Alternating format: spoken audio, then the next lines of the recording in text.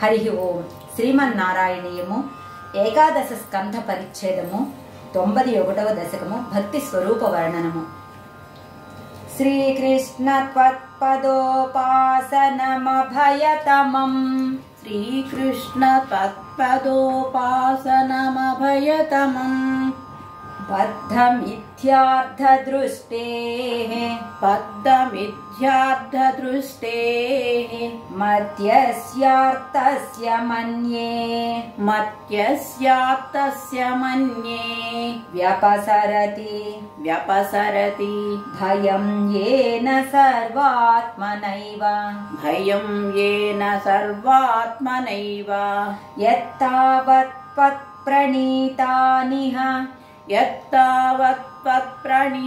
యత్తావత్ప్రణీతావనిహ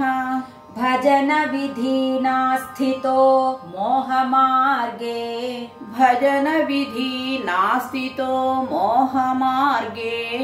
ధావన్నాప్యావృతాక్షః స్ఖలతి న కుహచిద్దేవదేవాఖిలాత్మన్ శ్రీకృష్ణ త్వత్పదోపాసనమభయతమం బద్ధమిథ్యార్థదృష్టేః మత్యస్యార్థస్య మన్యే వ్యపసరతి భయం येन सर्वात्मनैव యత్తావత్ప్రణీతానిహ భజన విధీనా స్థితో మోహమార్గే ధావన్నప్యావృతాక్షః స్ఖలతి న కుహచిద్దేవదేవాఖిలాత్మన్ భూమన్ కాయేన వాచా ముహురపి మనసా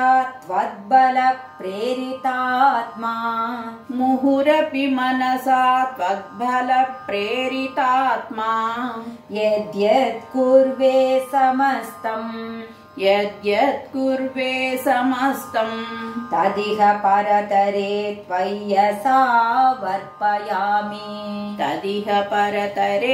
త్వయ్యసా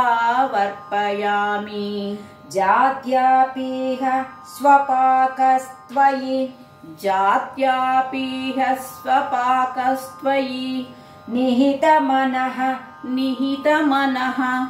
కర్మ వాగింద్రియార్థ ప్రాణో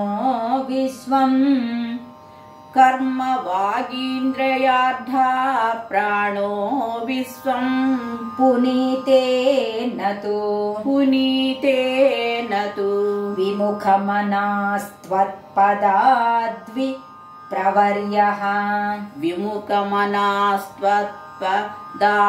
విముఖమనాస్త్వత్పదాద్విప్రవర్యః భూమన్ కాయేన వాచా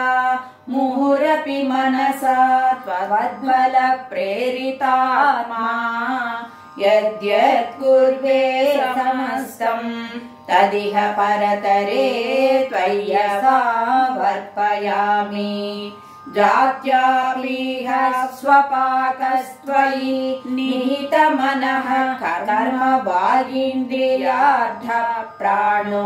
విశ్వం పునీతే నతు విముఖమనాస్త్వత్పదాద్విప్రవర్యః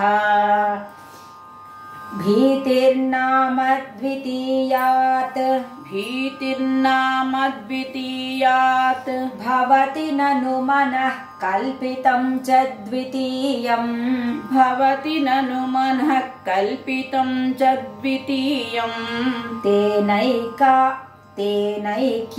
తేనైక్యాభ్యాసశీలో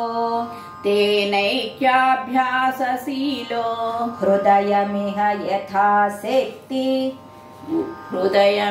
యథాశక్తి బుద్ధ్యా నిరుంధ్యాం మాయా విద్ధేతు తస్మిన్ పునరపి న తథా भाति मायाधिनाथं तं त्वां भक्त्या महत्या सततमनुभजन्नीश भीतिं विजह्याम्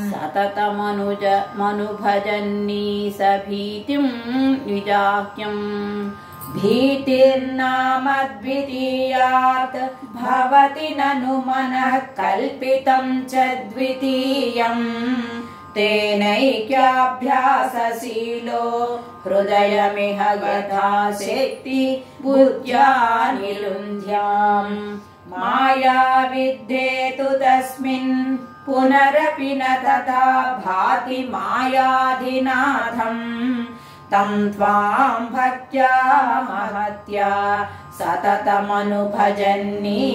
भीतिं विजायाम् भक्तेरुत्पत्तिवृद्धि तव चरणजुषाम् संगमेनैव पुंसाम् आसाद्ये पुण्यभाजाम् श्रिय इव जगति श्रीमतां संगमेन तत्संगो देव भूयान्मम खलु सततम्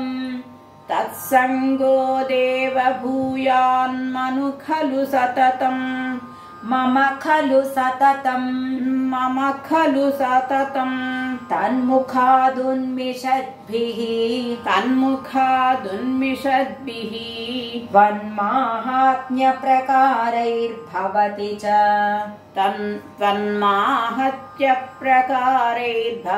च सुदृढा भक्तिरुद्धूपपापा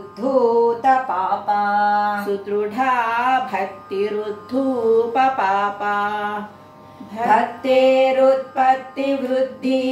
तव चरणजुषां संगमेनैव पुंसाम् आसाद्ये पुण्यभाजाम् श्रिय इव जगति श्रीमतां संगमेन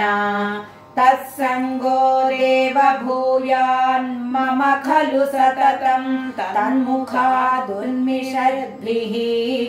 त्वन्माहात्म्यप्रकारैर्भवति च सुदृढा भक्तिरुद्धूतपापा श्रेयो मार्गेषु भक्तावधिक बहुमतिर्जन्म कर्माणि भूयो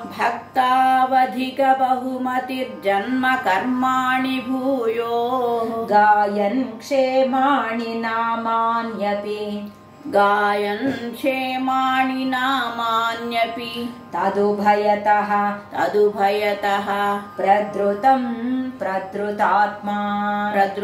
प्रद्रुतात्मा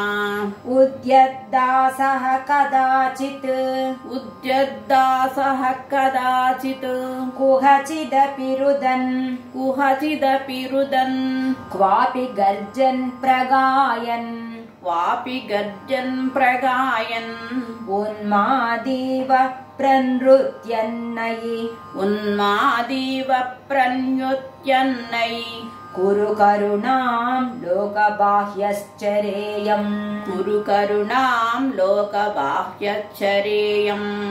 श्रेयो मार्गेषु भक्तावधिक बहुमतिर्जन्म कर्माणि भूयो गायन् क्षेमाणि नामान्यपि तदुभयतः प्रद्रुतात्मा उद्यद्दासः कदाचित् कुहचिदपि रुदन् क्वापि गर्जन् प्रगायन् उन्मादीव प्रनृत्यन्नयि कुरु करुणां लोकबाह्यश्चरेयम्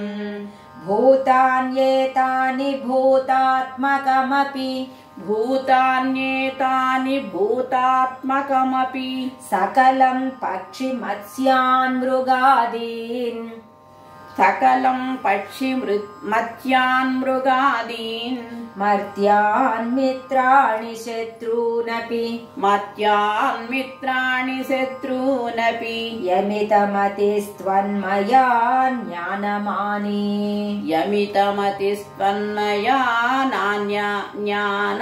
ज्ञानमानी त्वत्सेवायां हि सिद्ध्येन्मम तव कृपया त्वत्सेवायां हि सिद्ध्येन्मम तव कृपया भक्तिदार्ढ्यं विरागः त्वत्तत्त्वस्यावबोधोऽपि च तत्त्वस्यावबोधोऽपि च भुवनपते यत्नभेदं विनैव भूतान्येतानि भूतात्मकमपि सकलं पक्षिमत्स्यान् मृगादीन् मर्त्यान् मित्राणि शत्रूनपि यमितमतिस्त्वन्मया ज्ञानमानी त्वत्सेवायां हि सिद्ध्येन्मम तव कृपया भक्तिदार्ढ्यं विरागः त्वत्तत्त्वस्यावबोधोऽपि च भुवनपते यत्नभेदं विनैव नो मुह्यन् क्षुत्रुदाद्यैर्भवसरणि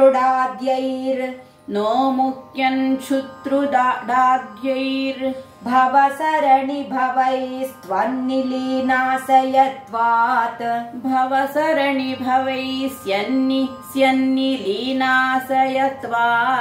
चिन्ता सातत्यशाली निमिषलवमपि त्वत्पदाब्दप्रकम्पः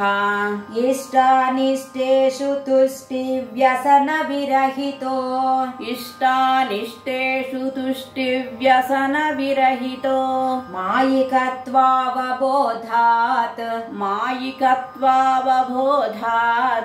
ज्योत्स्नाभिस्त्वन्नखेन्दोरधिकशिशिरितेनात्मना ज्योत्स्नाभिस्त्वन्नखेन्दोरधिकशिशिरितेरात्मना सञ्चरेयम् नो मुह्यन् क्षुत्रुदाद्यैर्भवसरणि भवैस्त्वन्निलीनाशयत्वात् चिन्ता सातत्यशाली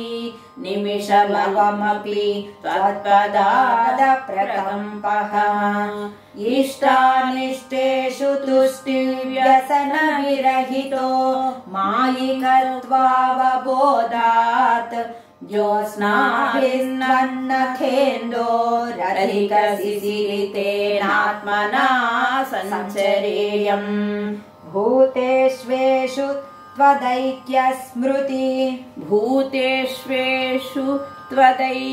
त्वदैक्यस्मृति समधिगतौ नाधिकारोऽधुना चेत्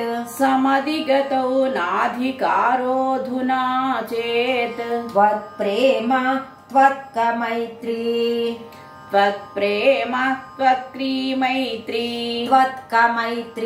त्वत्कमैत्री जडमतिषु कृपाद्वित्सु जडमतिषु कृपाद्वित्सु भूयादुपेक्षा अर्चायां वा समर्चा कुतुकमुरुतर श्रद्धया वर्धतां मे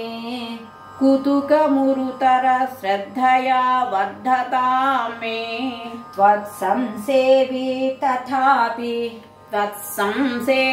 तथापि द्रुतमुपलभते भक्तलोकोत्तमत्वम् भूतेष्वेषु त्वदैक्यस्मृति समधिगतौ नाधिकारोऽधुना चेत् त्वत्प्रेम त्वत्कमैत्री जडमतिषु कृपा द्विषु भूयादुपेक्षा अर्चायां वा समर्चा कुतुकमुरुतर श्रद्धया वर्धतां मे त्वत्संसेवी तथापि द्रुतमुपलभते भक्तलोकोत्तमत्वम् आवृत्य त्वत्स्वरूपम् क्षितिजलमरुदाद्यात्मना विक्षिपन्ति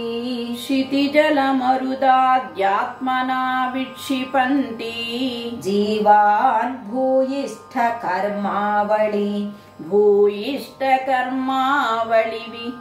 जीवान्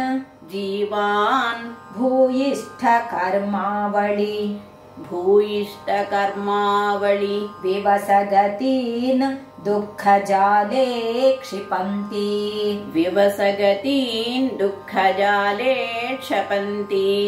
त्वन्मायामाभिभून्ममयि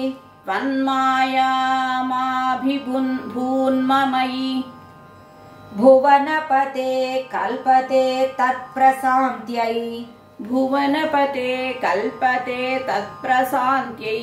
त्वत्पादे भक्तिरेवेत्य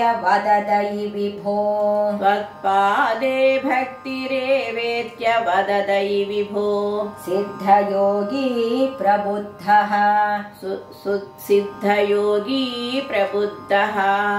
आवृत्य स्वस्वरूपम् क्षितिजलमरुदादात्मना विक्षिपन्ति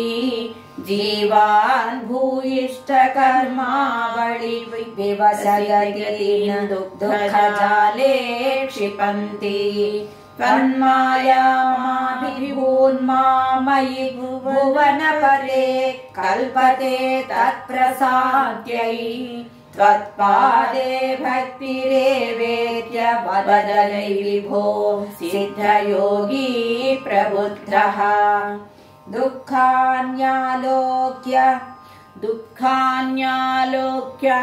जन्तुष्वलमुदित विवेकोऽहमाचार्यवर्यात् लब्ध्वा त्वद्रूपतत्त्वम् गुणचरितकथाद्युद्भवत् भक्तिभूमा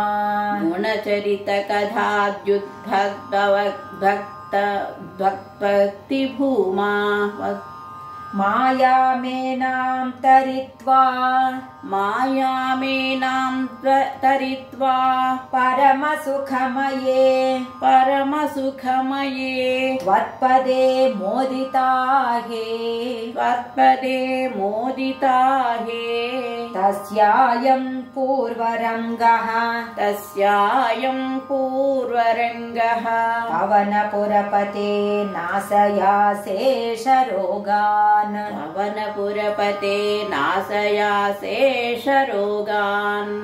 दुःखान्यालोक्य जन्तुष्वलमुदित विवेकोऽहमाचार्यवर्यात् लब्ध्वा त्वद्रूपतत्त्वम् गुणचरितकथाद्युद्भवत् भक्तिभूमा मायामेनां तरित्वा परमसुखमये त्वत्पदे मोदिता हे तस्यायं पूर्वरङ्गः पवनपुरपते नाशयाशेषरोगान् భక్తి స్వరూప వర్ణనము అను 91వ దశకము సమాప్తము. నారాయణ నారాయణ గోవింద శ్రీమన్నారాయణ నారాయణ గోవింద నారాయణ నారాయణ గోవింద లక్ష్మీనారాయణ నారాయణ గోవింద. హరి ఓం.